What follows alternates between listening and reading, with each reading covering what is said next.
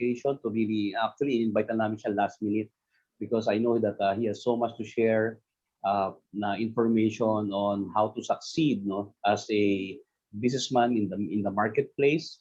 Okay, so we've heard some of his ideas kanina umaga and in the past trainings, pero ito papakinggan natin siya tonight and I'm sure we will be blessed with what he has to say as far as ang tawag niyo Dicky? Ministry Ministrypreneur. Ayun, ministrypreneur, di ba? So we are actually we want to glorify God in the marketplace. And John Mar is also he's like, hindi ko alam kung full-time pastor ka bro, pero I'm assuming you are. But he does a lot of Bible studies, di ba? He does a lot of teaching. So let's all welcome Mr. John Mar Literal. John Mar, take it away, bro. Okay. Teka, host ka ba? Hindi ko alam na. Akala ko ano lang ako ngayon eh. Hindi ko. But anyway, siguro I'll just give you some glimpse of what I am doing for the ministry leadership. Actually, at this present time, no, dapat ang church ngayon ay nag-elevate ng kanilang platform how to win people to Christ. Okay, so if you will notice,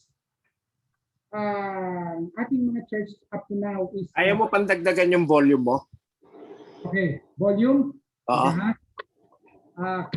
Oo nga, parang sa kuweba eh. Parang sa kuweba? Sa ilalim.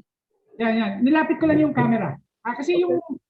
Teka, pwede naman kasi, ang ginawa ko kasi yung ano ko... Ayan, better na yan. Go. Pwede na to? Pwede na? Pwede na. Go, continue. Sige. Kasi nilapit ko lang yung camera eh. Kasi yung microphone ko nasa camera, built-in camera. Okay. Okay. So, tinanggal ko na kasi yung isang camera, isang dito eh. So, as you were saying... Okay. So, ngayon, I used to be a pastor, no? But ang calling naman is, hindi naman nawawala yan eh. So, once you are called, you are nakatatak na yun sa iyo forever. You are still called for the ministry. So, being a pastor, ang naiba lang naman yung marketplace. Okay, and ito nga yung mga sinasabi ko na pag ikaw ay naglilingkod sa Panginoon, it's not necessarily you are in the church.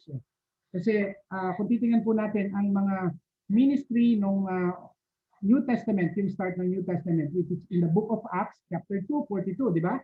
Ang tawag nga nila po doon ay church in the house. Di ba? Meron pong mga churches, kaya nga ang tinatawag namin previously, ang tawag namin dyan ay instead of cell grouping, we called it sambahay. Yung mga sumasamba sa mga bahay-bahay. Pero yan po so, ni David yan. Yeah, nagkakatipon-tipon. So, ang kagandahan po dyan, kapag ikaw ay meron kang maliliit na mga churches, okay, ikaw yung nakaka-create din ng madami. Kaya nga nung tinanong namin si Polio Bicho, nung pumunta po kami sa UE Dupol Gospel in South Korea, na why are you the biggest churches in the world? They have 600,000 members. Okay? Kasi po, ang sagot sa amin, alam niyo bakit sila may pinakamaraming, the most, yan yung history po yan. Si Paul yung Bicho, yung UE Dupol Gospel, yan po ang pinakamalaking naging membership ng church sa buong mundo. But they were in South Korea. At ang sagot niya sa amin, bakit? Because kami yung may pinakamaliit. So, ibig sabihin, yung pinakamaliit na yan, yung sinasabi ni Dicky na yung yung 1,000 miles na sinasabi mo, nag-i-start yan sa short Dicky, yung kaninang sinabi mo, may sinabi ka kanina eh, yung malayo na yung lakbayin, nag-uumpisa yan din sa maliliit. Okay, a journey to 1,000 miles begins with a single step. Yeah, parang smallest stones reaches the sea. Parang ganun yan. Okay, similar. Okay.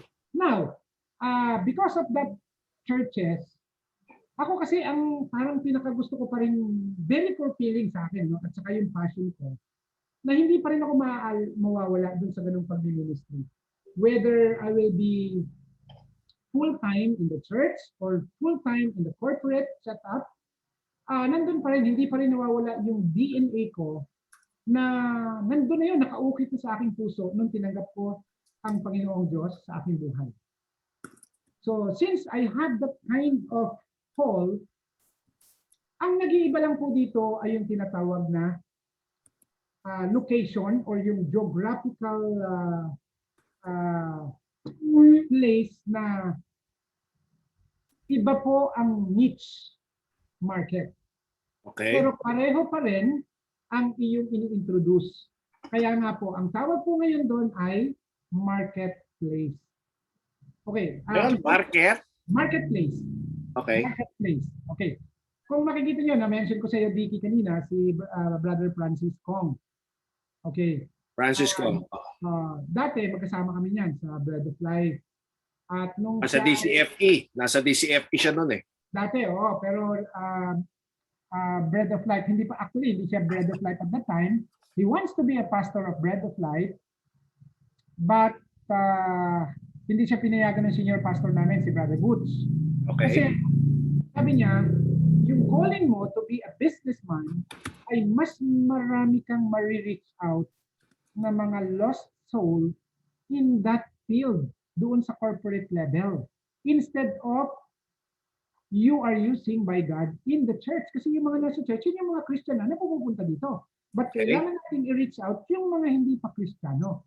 So parang ganun yung concept. So ngayon, having said that, nirelate ko ngayon kung paano ako makakapagdala ng mga lost. Kasi importante yung lost eh. Yun yung lagi, yun yung command eh. Kaya yung command sa Matthew 28 verse 18, ano? Go ye I came for the lost, sabi ni Christ, di ba? Oh, yan. Oh.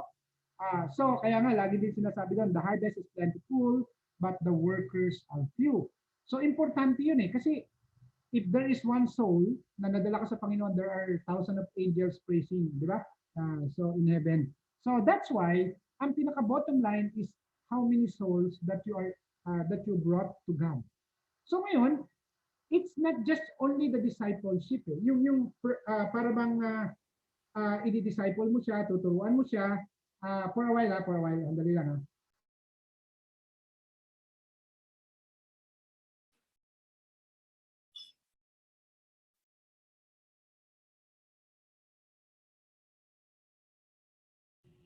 So ngayon, nung nakita ko po yung pagiging pag sinabi niyo pong elevate or level up, kasi nag-evolve din po yung mga generation. Kaya nga na-mention ko rin kanina, meron tayong tinatawag na senior builder from 1925 to 1948. Sumunod then 1950 to 1966 is called the baby boomers, di ba? And then 1968 to 1990, that is called the Generation X. And then after Generation X, Generation Y. And then up to 2010. And then 2010 to present is called the Generation Z. So nag-a-adapt ka rin dun sa ganung generation. Yun yung mga pacing eh. Okay, ulitin ko yun ha. Senior builder, baby boomer, Generation X, Generation Y. At nandun na po tayo sa Generation Z. Tingnan niyo po mga kabataan ngayon. So once you know that kind of context, you will now able to reach out to that level. So ngayon, because of this geographical concept of marketplace, ngayon, i-adapt mo ngayon kung ano mo yung ministry mo na ikaw ay katanggap-tanggap doon sa kanilang level. Okay, katulad ko, siyempre ako nasa ganitong klase nasa baby boomer po ako 1964, no? So, bakit po ako nakakapasok doon sa kanilang kabataan? Bakit mo dapat aralin yung kanilang interest, yung kanilang language, yung kanilang context na you should be adapt. Kaya kung titingnan niyo po, marami pong mga missionary na naging tagumpay because inaral po nila yung kanilang culture, yung language, yung kanilang mga differences at inadapt po nila yung kanyang sarili. That's why Jesus Christ came to earth not to be served but to serve as a ransom for many. Di ba? Yun po ang ginawa eh. That is called immersion. So ngayon, kung babalik ulit ako ngayon sa Generation Z, paano ako ngayon makaka-adapt sa kanila at magiging acceptable sa kanilang level? That's why I called it now ministry entrepreneurship. So, nirelate ko po yung aking parang ministry sa Campus Crusade for Christ. But there are two parachurch, no, na nag-grow talaga ako before. Ang unang-una is the Campus Crusade for Christ. At meron po tayong tinatawag dati din na sila naman yung magagaling mag-disciple. I forgot that the institution. Pero yan po yung mga nag-disciple. Kapag ikaw ay tumanggap na sa Panginoon, ikaw ay nagdi-disciple doon sa mga tumanggap na. Kaya nga hindi lang meat yung pinapakain mo, kundi milk, no? Kundi pinapakain mo sila ng mga tinatawag ng mga milk. Okay. So ngayon, kaya ako nakakapasok dito sa mga kabataan na ito kasi inaaral ko yung kanilang mga language, yung kanilang interest, okay, yung kanilang hobby. Kaya kita niyo po, nag-enjoy sila. So hindi lang yun, but of course, yung tinuturo mo sa kanila, dapat nakaka-adapt, nakaka-sink in ka doon sa kanilang katatayuan. So ngayon, since I am engaging into the campus ministry, so kaya kanina, nung minsan ina-adapt ko pa yung mga, even the terminologies that I am using, no? Nung nag-create po ako ng pangalan doon sa aking grupo, I called it Creator Stats. But the word creator is something traditional. It is something that para bang ang hirap makuha o maka-adapt itong mga kabataan na ito. What's creator? What's this? Parang God. Parang ganoon. Parang ang hirap abutin. So when you say the word, pinaltan ko yan, recently, ang pangalan niya ay crossover. Crossover. Crossover.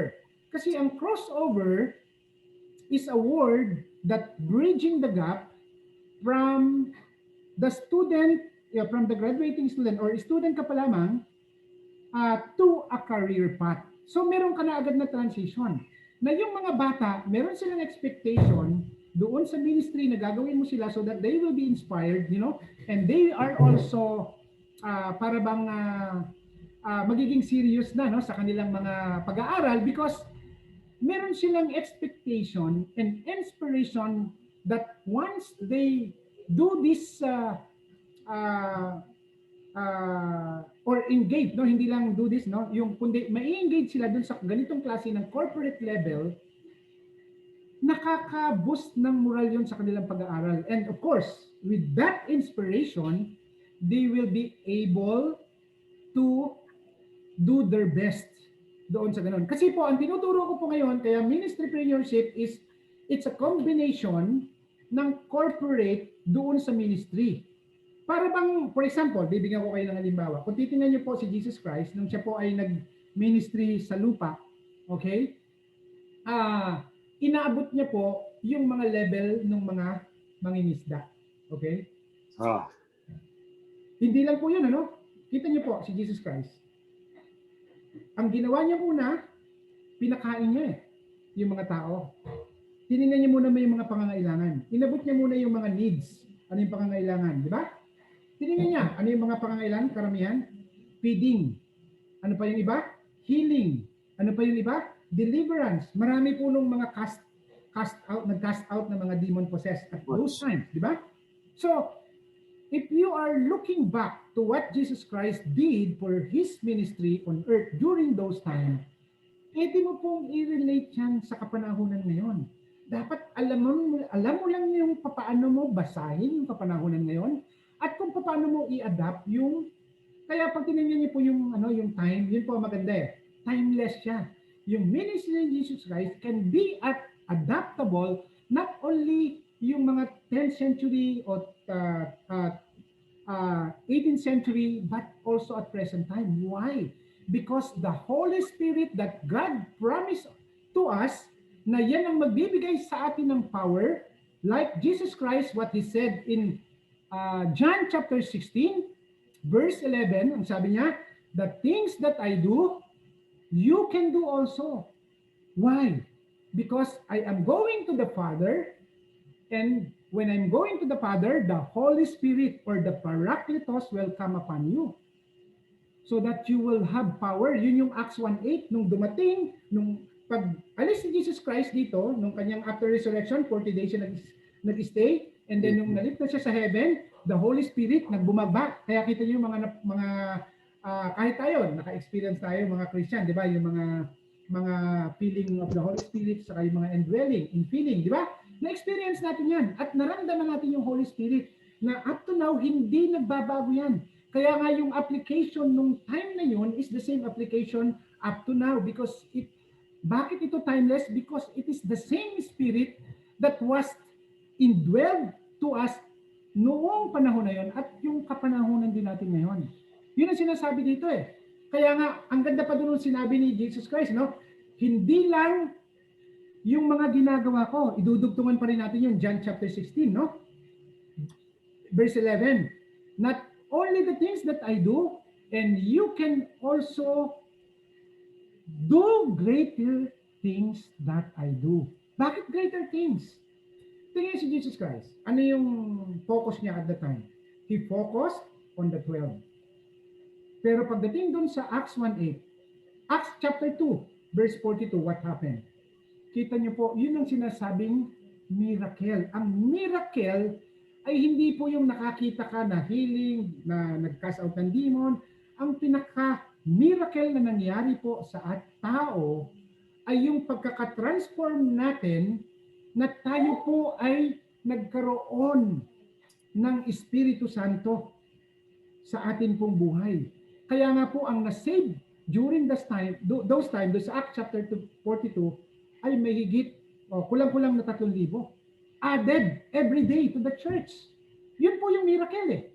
At yun ang tinitingnan ni Jesus Christ. Kaya nga marami pong sumusunod sa kanya, even the 72 disciples.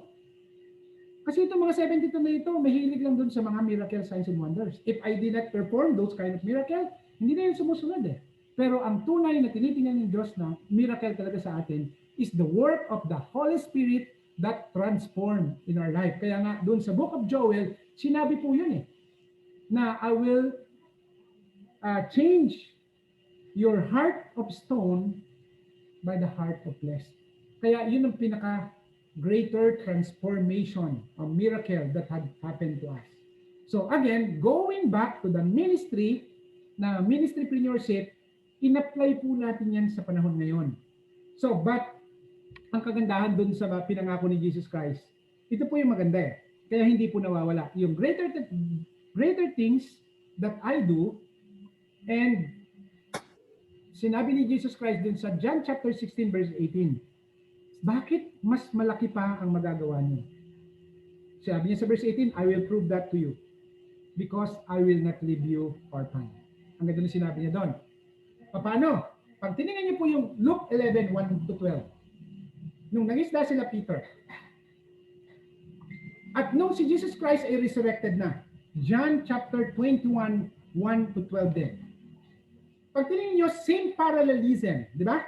Anong same context, parehong nangisda, parehong walang huli, pero tingnan niyo yung pagkakaiba nung Luke chapter 5, 1-12. Luke chapter 11, Luke chapter 5, 1-12. Pag tinignan niyo, pareho yun ha. Yung una po, sila Peter nung walang huli, sabi niya, let's go farther away and let your net cast down on a little deep. Di ba? After po nung pumunta sila, pumalaot ng kaunti, nung hinagis po nila yung kanilang net, at nung tinaas na po nila yon, pinul nila, alam niyo po nangyari doon? Meron tatlong nangyari doon. Muntik nang punit yung net. Number 2, muntik nang lumubog yung bangka. Pangatlo, humingi ng tulong si Peter. Tingnan niyo po yung John chapter 21, 1-12. After 3 days, si Jesus Christ nagpakita doon sa mga disciple. Kasi yung mga tao dito, mga hindi naniwala sila, akala nila hindi yung kanilang mga expectation na ito yung magiging hari ng mga tagapagligtas ng Israel, patay na eh. Hindi na nila alam. Actually hanggang New Testament lang, hanggang Old Testament lang sana ang Bible. But nagkaroon po ng New Testament yan because yung resurrection ng Diyos, resurrection ni Jesus Christ. So ngayon, because of that miracle, yung pagka-resurrect ni Jesus Christ, yun yung sinabi niya doon sa chapter 18.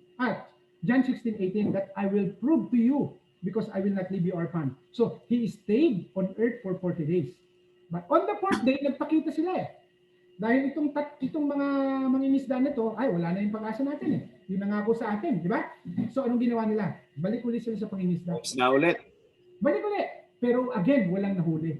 Walang nahuli. Okay.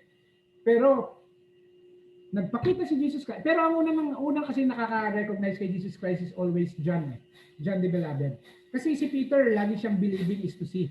Oo nga. Yeah, kita mo. Hindi, sige. Believing is to see. Si John, kaya nga siya ang author ng Book of John at saka Revelation, is because iba yung faith niya eh. Siya yung talagang faith na talagang tunay na kahit nireveal lang sa kanya ng Diyos, talagang naniniwala siya. So ngayon, wala na naman silang huli. Tapos, hindi na-recognize ni Peter si Jesus Christ. So wala kayong huli. Hindi na pinapunta sa laot. Ihulog niyo yung net dyan. Sa kanan. Doon lang sa, kita mo, hanggang tuhod lang yung tubig. Alam mo, mahuli nila noon, doon lang, hindi na pinalpalaot sila eh. As your net to the right. Sa right lang. Yes, to the right, what happened? Ang nahuli is the same, 253 na malalaking isda. Nakita niyo yung isda akong dala kahapon? 3 na. Oh, laki no, yung tuna. Yung dalawang hawak. Ito yun eh. Pag tuna, 2 lang. 3 na. Okay. 3 na yan eh. So, ganun kalaki ang nahuli. Pag tinignan yun, ano nangyari? Hindi muntik na lumubog yung bangka, hindi napunit yung net, and Peter was able to pull the net on his own na hindi siya tumingin ng tulong sa kanyang mga kasamahan. Diba? Ang ganda-ganda. So, nung nakita nila yon, yung pinangako nila, yun ang naalala uli nila, yung significance na iniwan ng Diyos sa kanila. That's why, itong ministrypreneurship na ito, ang pangalan nito ay crossover. So ito, nagpo-focus ako sa kaunti kasi alam niyo po, pag kayo ay iba-ibang namang tayong calling. Si Jesus Christ nag-focus sa 12. Pero kita niyo po, umabot ang Christianity up to now, dumami. So I'm not after the quantity, but I am after the call and my faithfulness to pursue my calling. Hindi naman tinitingnan ng Diyos kung ano yung dami ng ginagawa natin eh. At hindi rin tinitingnan ng Diyos kung ano yung ginagawa natin para sa Kanya. Ang gusto ng Diyos ay kung ano ang magagawa ng Diyos para sa atin. Kaya nga, nung pinadala niya yung 72 by 2s, di ba? O sige, pumunta kayo doon. Magbibigyan ko kayo ng power. Yung 72 disciple na yun. At pagbalik nila, by 2 yun, tiga-dalawa. Pagbalik nila, tuwang-tuwa, di ba?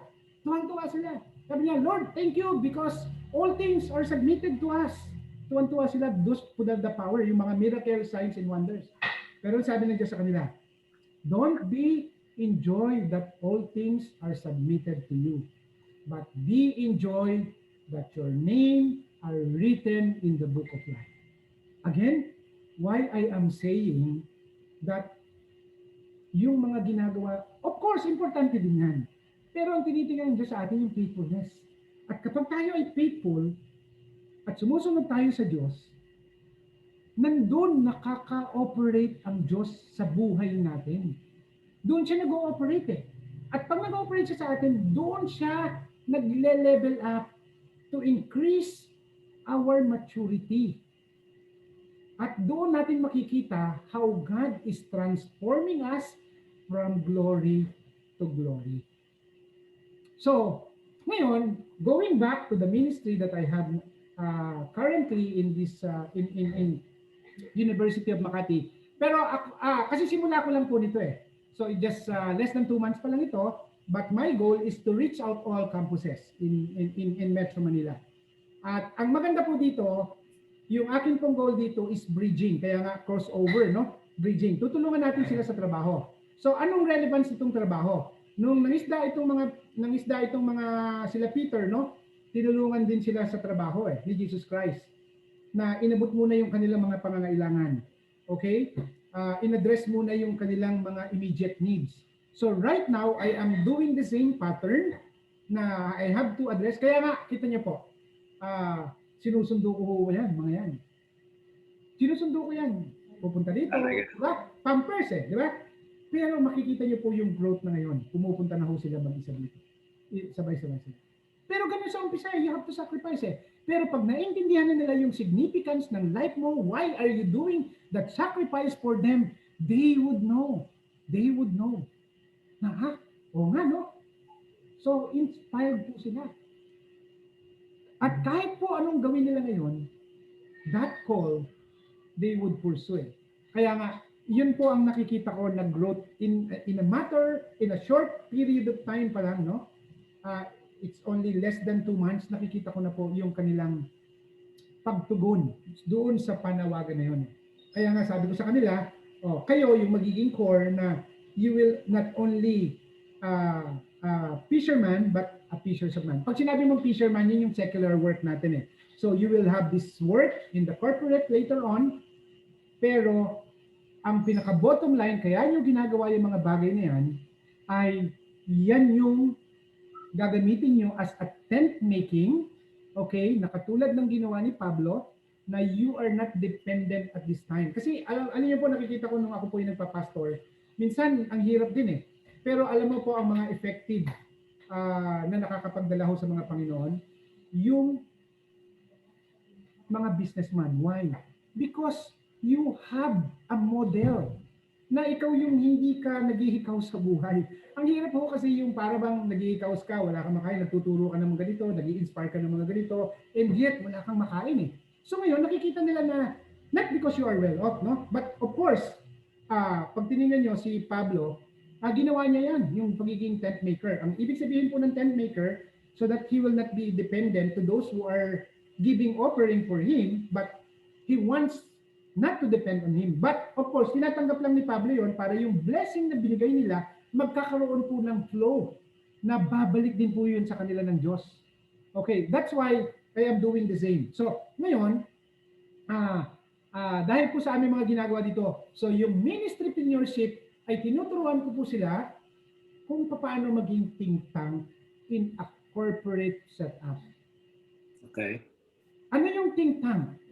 So because of yung akin pong mga pinagdaanan doon sa aking preparation, kaya nga kanina naikwento ko na ito yung pinaka-journey to life's maturity is about your foundation. Ano yung foundation ko? Hindi na mawawala yung calling na yun because I have this intimacy with God. And that intimacy, hindi ko yan ipagpapalit, yung intimacy ko sa Diyos. Kaya kita niyo po, kita niyo po, yung sinasabi ko, na meron po akong right to find my partner now because my wife already passed away, 2019. 2002 years na. I have the right na humanap po rin ako ng kapartner ko so that I could pass my legacy and yung magpapatuloy ng mga ginagawa ko. Pero mas mainit po yung ginagawa ko ngayon para sa Lord. Para sa Lord. Unang-una, nag-focus po ako sa anak ko. I want to create a business model kung paano ako magtuturo ng disciple dun sa anak ko.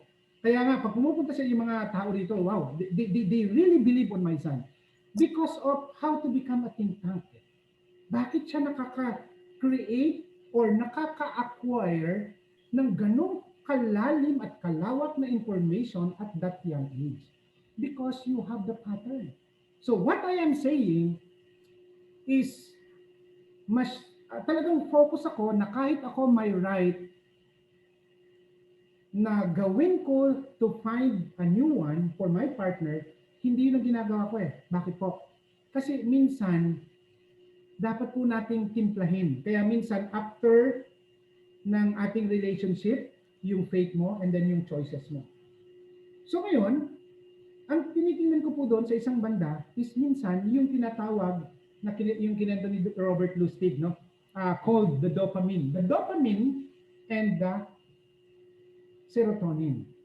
Ang dopamine was acquired alone, momentarily pleasure, nakaka-addict at pansarili mo lang. Unlike yung serotonin is happiness. It's a long term. Acquired through groups, social. Yun po eh. Kaya makikita Natural niyo, high, ano? it's not temporary. It's a long term. Kaya makikita niyo yung buhay niyo, ito pala yung fulfilling. Kaya kita niyo po ito. Bibigyan ko kayo example between Jacob. Kita niyo po, si Esau, binenta niya yung kanyang birthright. Hindi niya tinitingnan yung long-term effect nung birthright na yun sa kanya. What he wants is to fulfill his craving thirst about that food at that moment. Na hindi niya alam yun ay momentary pleasure yan.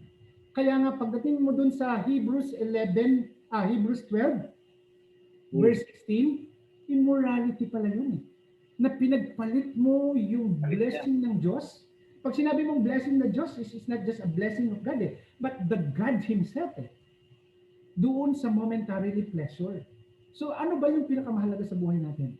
Kaya nga po, pag tinitingnan ko po yung hierarchical, ang sa akin po, ang number one ko is God. Kaya kahit sa relationship namin, mag-asawa, ang inuuna ko lagi Diyos eh. Kaya yung triangle kong yan, bilang ito, may triangle ako, no? The more I get closer to God, and the more I get closer my wife to God, the more we get closer to each other. Tingnan niyo po yung ano nang, ito. Triangle po yan. Ito yung Diyos, ito yung ako, ito yung nasa right yung wife ko. So, yung vertical relationship namin sa Diyos, at saka yung horizontal namin relationship pag-asawa. The more we get closer to God, the more we get closer to each other. Yun po ang epekto ng relationship. Naaayos lahat ng mga issues dito kasi we are fallen eh. At lahat meron tayong mga tinatawag na mga shortcoming that we cannot hindi natin mapipilis ang isa't isa. And the only way to please that and accomplish and reconcile is to come closer to God. Yun yung sinasabi. So, yun po ang very important. So ngayon, kapag na-establish mo yung relationship na yan sa Diyos, yan po ay bumubunga ngayon ng paniniwala. Dahil you have experience, kaya alam mo, kaya hindi po ako nagkakaroon ng worry. Pag tinitingnan ko lang lagi, hindi po ako nag-create ng reference outside. I'm always creating a reference of why I am before and now. Yun po tinitingnan ko eh. Pag ako kinukumpare ko yung sarili sa iba, no, hindi yun po ang mali. Doon ka mapoprostrate. Doon tayo mapoprostrate. But if you are going to compare yourself of who you are in the past and who you are right now, doon mo makikita yung progress. At pag tinignan mo yung progress mo sa Diyos, hindi ka pala bumababa. Minsan nag-i-stick ka lang doon sa taas. Nag-stop ka lang doon, pero progressive. Tumataas ka talaga sa Diyos eh. Akala mo lang nag-down ka, nanlamig ka. Hindi, nandun ka lang sa taas, nag-stop. Because nagkaroon ka lang ng decision na hindi mo kinonsider ang Diyos na mag-operate sa emotion mo, sa will mo, sa mind mo. So dapat kinukumbay mo yung tatlong yan eh. Because we are comprised of soul and spirit. So ngayon, pag nagawa mo na yan, doon mo ngayon mapiprepare kung paano ka maka-acquire ng knowledge. Dahil ang pag-acquire ng knowledge, kaya kita mo, ang laging failure natin is wisdom. The people perish because they are lack of knowledge. Nandun lagi ang failure. Kaya kanina, nag-uusap kami kanina ng Brother Dicky this morning, ang lagi kong binibigyan ng emphasis ay yung education. Because that is the backbone of economics. Diyan po tayo aangat. Hindi natin kailangan pumunta sa ibang bansa. Education lagi ang bottom line. Kasi sinabi sa Bible eh. Tingnan niyo po, bakit si Solomon yumaman? Very simple lang. Meron na tayong pattern eh. Ang problema, hindi natin kinukuhang pattern yung nasa Bible. We didn't know the narrative of those people. Nag-i-stop po tayo eh. So kailangan natin ng mga pattern. Kaya nga sabi ng Diyos, sabi ni Solomon nung humingi siya at ibibigay naman niya, sabi niya, sabi ng Diyos sa kanya, hingi mo lahat, ibibigay ko sa iyo. Pero nung inuna ni Solomon, siya po yung pinakamayaman na nilikha ng Diyos sa buong kasaysayan ng creation niya. Si Solomon. Why? Kasi doon siya nag-base sa knowledge. Kasi alam niyo, ang dami nag-o-offer sa iyo eh. Kita mo yung nagpa-pastor lang kami, pagka magaganda yung mga preaching mo, nabibless sila. Ang dami nag-o-offering sa iyo, kabi-kabila, kung ano-ano, may mga balinghoy, saging, lahat, pagka nandun ka sa mga probinsya. Ang dami. Ay, during those time, ano yung ino-offer kay Solomon? Gold, mga kabayo, ark, ang dami. Nag-o-offer. So, because yung wisdom, tingnan ngayon, bakit ngayon yung mga educators ang malalaking mag-accumulate like lawyer, doctor, di ba? Iyan po yung malaking mag-accumulate ng earnings because yung level ng education. So again, going back, paano mo ngayon ito gagamitin? So ngayon, kanina, nabanggit ko about kung paano natin gagawin yung ministrypreneurship. So again, ang ministrypreneurship is tayo mismo, sarili natin, magiging model. Dapat yung tinuturo mo, nakikita sa'yo. Kaya, kita nyo, hindi ako magtuturo sa anak ko kung ako nag-games. Kaya nga sinasabi ko sa anak ko, lagi, binibigyan ko siya ng routinary work every day. But of course, I will not deprive him dun sa kanyang mga laro. Kasi dumaan din naman tayo dun sa ganong stages. But he has also to experience. So alam ko po yung mga segment like adolescence period, yung pre-child, or yung kanyang kabataan. So alam yun. Talagang dapat niya madaanan pa rin yun. May experience pa rin yung mga ganong bagay. So ngayon, because of that stages, tinuturo ko sa anak ko na don't waste your time. Because diyan ka magkakaroon ng tagumpay sa buhay. Yan yung foundation eh. Yan yung preparation mo. Ang foundation pala natin ay yung relationship and yung belief. And then pupunta ka ngayon doon sa preparation. Anong preparation? Yun yung acquisition of knowledge. Ano yung acquisition? Kasi meron tayong tinatawag na data. Meron tayong data lang yan eh. Data information. So, nandyan yan. It's up to you if you are going to acquire it or not. Kaya nga, nandito na po yan sa atin. It's in the palm of our hand. Nandito na lahat ng information. Depende tayo kung tayo ay mag-uubos, saan natin inuubos yung oras natin.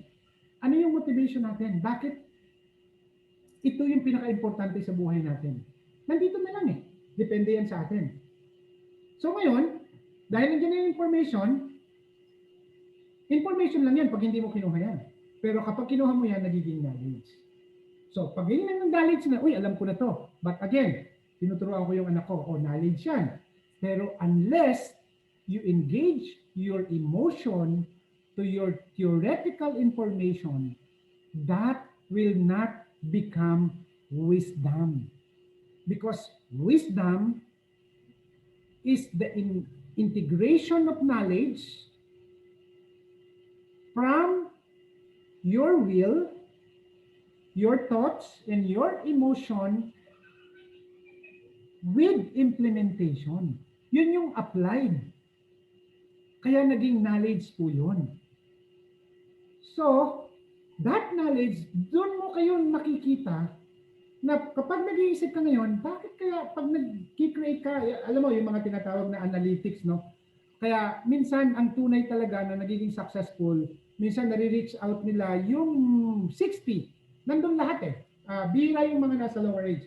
Kasi yung mga nasa lower age, sila po ay, kaya naging yumaman po sila is because meron talaga silang pinagmanahan na talagang naipasa lang po sa kanila. Pero yung talagang mga, ang tawag po sa kanila yung mga made, no? Yung talagang born sila na talagang mayaman, no? Pero yung makikita na, yung kinikwento ni Brother Dicky kanina about the owner of Kentucky Fried Chicken at the age of 60 plus, no? 64 or above. Yan po yung mga tunay na naging successful sa buhay. Kasi ang tunay na naging successful sa buhay ay yung dumanas na maraming failure. Because kaya minsan yung anak ko, hindi ko siya pinaparusahan pag nagkakamali. I want to allow him to fail. Because the real learning is when you fail. You will not totally learn when you didn't fail. Yun po sinasabi ko sa kanya. Kaya, dinidisiplin ko lang yung anak ko kapag wini-waste niya yung time sa mga ibang bagay. Yun lagi. Kasi, sabi ko sa kanya, very important yan. Kasi lahat pwede mong i-renew except time. Kasi kapag lumipas yung oras na yan, Tapos hindi mo na. na yan may babalik. Tapos na, mag-iiba na yung date eh. Mag-iiba na ng mga years, di ba? So, sayang. So, again, yan po yung ministrypreneurship na ginagawa ko. So, pagpunta mo po doon sa tinatawag na acquisition of knowledge, kailangan mo po ng tinatawag na discipline. Ano yung mga discipline? Diyan mo ngayon, i-discipline yung sarili mo kung paano mo gagawin. Doon sa pag-acquire pa lang ng knowledge, discipline na yun eh. Ano yung priority natin sa buhay? Di ba? Marami tayong nauubos na oras sa ibang bagay. Sa kwentuhan. Kaya ako minsan talagang namamanage ko yung time ko because of I delegate. I buy time to other people and duplicate of what I am doing. I am just a think tank, no? Ginagawa ko po ito, nandito po ako sa taas. So, especially sa mga implementation po ng mga project ko, tinatawag ko lang yung mga tao. Nasanay po ako sa Australian company na outsourcing lahat yung mga tao ko. Pero ang maganda po dito, isang tawag ko lang, nandun yung time. Nandun sila. Marami po akong project na i-implement ko po yan without so much employee. Nagagawa ko po yan. And ngayon, yung pagtuturo ko sa kanila ngayon dito sa corporate level, natutuwa po sila. Kasi ang maganda po dito, na-adapt po. Kasi nasanay din po ako nung kumuha po ako ng graduate studies, no? Ang paborito kong subject is methodology of research. So, mabilis po akong mag-create kung paano gumawa ng thesis. Okay? So, pag gumawa po ako ng feasibility in any kind of business or business case analysis, I could easily create yung ROI mo kung ilan over the period of time based on your CAPEX and OPEX. So, with that, natutuwa itong mga bata na para bang meron agad silang OJT dahil engaged sila doon sa corporate na ministry. Correct. Ang ganda eh, natutuwa sila eh. Dahil, kita mo, yung isa ang galing mag-graphics. Pero, napapagawa ko din sa pag-graphics dito, yung mga 3D animation. Yung isa naman, property management. Yung isa is supply chain management. Di ba?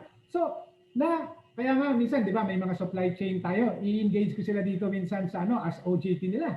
Doon sa Rags to Riches. Di ba? May ginagawa silang ganun eh. So, yung mga bata nila, matututunan nila yan. So pagdating nila yan dito, later on, sila yung gagamitin ko ngayon na magiging tinatawag na think tank na rin. So tinuturuan ko kasi yung sinasabi niyo ngayon, di ba? Ang ministrypreneurship is to duplicate yourself to become a teacher din.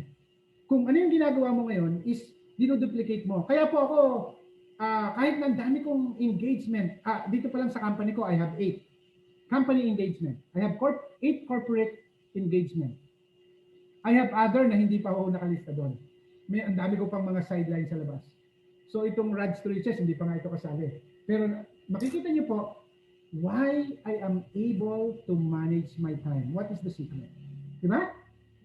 So yan, magagawa natin yan ng may module ka dyan. Wala pa naman. Nandito lang. Okay naman yun. Kaya ako gusto malaman kasi magagawa natin yan eh. Basically, hindi naman kailangan libro yan eh. Brochure lang eh. Ika nga pag tinuro natin, di ba, merong mga, kahit sa mga churches may brochure din, di ba? Summary lang, summary. Dahil kasi hindi naman kailangan yan reading matter eh. So, basically, syempre, sabi ko nga kanina sa'yo, nung nag-uusap tayo kaninang bandang 11:30, makakapag-lecture ka lang sa isang lugar. Pero ilang lugar yung tatouchin natin na cooperatives na hindi natin lahat mapupuntahan. Kahit ako hindi ko napupuntahan eh, di ba? Well, sabi natin, meron naman tayong cyber, may digital tayo, kaya i-record din natin iba. But the important thing is, kailangan maano rin natin yan eh, mag-digitize, malagay din natin sa so that there'll be more. Diba? Ika nga, parang yung Bible, ayan, nilagay nila sa libro, ayan, nasa iyo lahat. All of the 60 plus books. Diba? So yun, magagawa natin yan in time. But it's good that it's already there, na nandyan. At nakikinig kami sa'yo, mukhang hindi nawawala naman yan dyan. Mukhang nandyan lang eh. Napaka-intact din sa'yo. Actually, hindi ko nga alam yung sasabihin ko ngayon. Hindi ako nagawa ng... Normally, when I always, Mukha nga hindi mo alam yung sasabihin mo. Ang dami mong nakwento. but when I always talk, I always have lagi akong may PowerPoint eh. So, Hindi ka pa naglabas ng PowerPoint ngayon ha. Pero wala okay rin yun. hindi ko alam eh. Hindi, kapareho kanina, no, nag-uusap tayo, talagang pinakita mo sa akin yung PowerPoint. But that's all right, no? At least nakikinig tayo rather than nagbabasa tayo. But the thing is, yun kasi ang gusto natin gawin eh. We're not just going to talk business, but we're going to transform people. And when we transform people, yung transformation process, yun nga yung ministrypreneurship eh, di ba? Yun yung gagawin natin. Kaya ako mismo, interesado ako dyan. Dahil yung pinakita ko sa'yo, di ba Rad, yung kausap natin, si David Lim. Ganito rin yung gagawin. Kooperatiba ang usapan. Pero, Doctor of Divinity siya. Tapos, naniniwala siya, Rads, di ba? Sa yung mga home. Sa home Bible, di ba? Kaya nga yung example niya, yung The Heavenly Man. Di ba? Sa China, puro home. Bible studies. Kaya pareho rin kayo pinag-uusapan, John Mark. Oo. Magkaka-vibes din kayo nun. So, Rats. Yeah, Sila, there's so much meat sa sinabi ni John Mar, di ba? Encouragement ko lang sa mga leaders and to the listeners. Sabi rin sa Bible, just as one man, di ba? Ano yun? Anong verse ba yun? As one man, as iron sharpens iron, so as one man sharpens the other, di ba? So, totoo lang, you cannot make the mistakes all by yourself. You need to learn from people who has gone through the process of where you want to be, di ba? I mean, si John Mar, kaya successful yan ngayon, kaya super productive siya na tao, is because he has gone through a lot. And yung mga tinuturo ni John Mar sa atin are priceless, di ba? At priceless yan. Experience yan eh, di ba? And it would be good for us to learn from other people's successes as well as other people's failures, di ba? Pero hindi lang pwedeng puro failure, di ba? I mean, siyempre si John Mark has learned through failures but he turned it into successes. So, just if you want to become a leader in any industry, specifically in the network marketing industry, you need to prepare yourself to be able to teach others, di ba? Ay, ganun talaga yun kasi you will not be able to duplicate what you do not have. Tapos si John Mark, ang galing niya mag-delegate, di ba? Kasi kung ano yung dapat ituro, na ituturo niya. Kung walang laman tayo, how can we duplicate? Hindi pwedeng puro networking lang isipin natin. We need to expand our horizons. We need to expand our mind, di ba? Whatever you don't use, you lose, di ba? Sabihin, i-apply natin yung knowledge na narinig natin kay John Mar into our daily lives. It doesn't have to be big steps.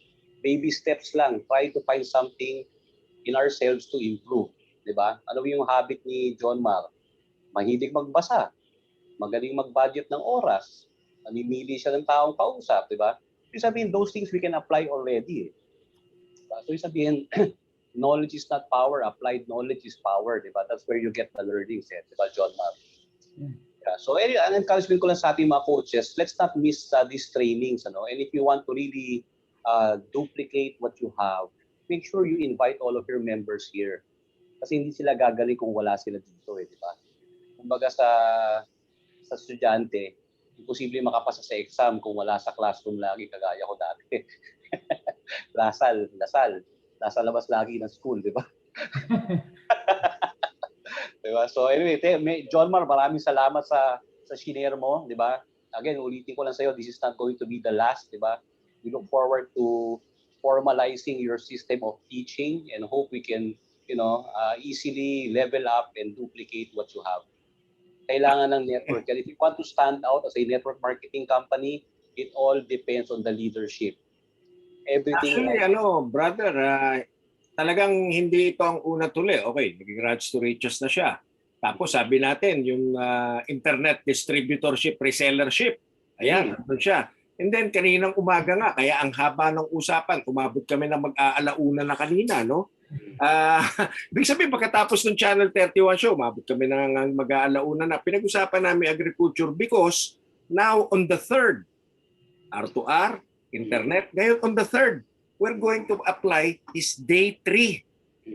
Yung day tree farming na yun. Sabi ko kay Rad sa John Mar, hindi na ako mag-iisip. Yun na yun. Why do I have to reinvent it? One of our partners already is there. Why will I research? He Yeah. did it. All I have to do is to sell it. Sabi ko kay John Mar, selling the invisible. I will sell that. So once it's sold, John Mar will come in. Tapos ano pa? We're only talking about 3. Paano pa yung cyber network? Paano pa yung yung iba natin, yung Cyber Silk Road. Marami pa. Tapos yung educational programs pa niya, yung ipa-franchise sa mga academe. So it's going to be a long haul. Ayoko lang muna pag-usapan kahit na yung educational kasi kailangan ko muna ng takers. I got to talk to the schools. Sila Ma'am Noli, medyo gumaganong-ganon. Siguro kay Doc Weng, kay Doc Rowena, no? Tsaka kila Asdex. And then I'll talk again to John Mar. He has a module already that he's selling to TESDA. Sabi ko, do not sell it to TESDA. There are more ways to skin the cat and bring it to people rather than mapupunta lang sa TESDA nakakaantok. Gagawin na nakakaantok, hindi kasing exciting na sa'yo. Okay, so this is not, again, that's just to say, in so many words na, hindi lang ngayon ito. Nakakatatlo pa lang tayo. Meron pa tayong, tingin ko, 7 na business. Ito si John Mar, hindi lang 7 ang meron to di ba? Hindi pa natin kinakalkal yung iba, di ba? He has a lot, no? Yeah. And those things, he needs support, is what we're saying. I'm telling you, John Mar, you need support. We will get those people. Okay? We will get those people. Sabi ko, if we have to pay them, we will look for the budget. We will look for funders. Di ba? So we will do that because that cannot be contained there. As much as yung kay Rads cannot be contained dun kay Rads. We're going to help a lot of people and we're going to bond everybody and move things. So sa akin, sinasabi nila nung dumating ako sa Rads to Riches, ayan, si Sir Dicky, maraming idea yan na magpapaangat sa atin. Oy, hindi pa nila nakilala si John Mar. Okay? So there are more people who are coming. No? And we haven't completed them. Kumbaga sa hindi si Dr. David, but we studied King David. David has his mighty men. Di ba?